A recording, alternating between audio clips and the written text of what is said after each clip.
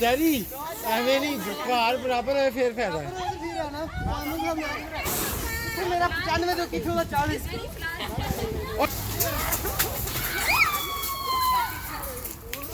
ਜਿਵੇਂ ਤੂੰ ਹੁੰਦਾ ਐਸਾ ਪਿਆ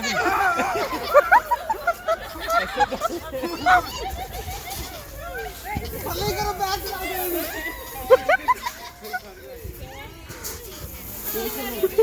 let's go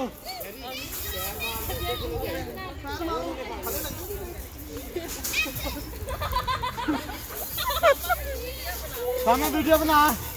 सामने असलान आगे से पीछे हटो ना मैं बना रही हूँ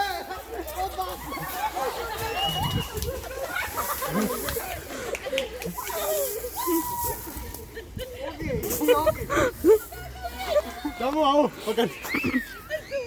Kamu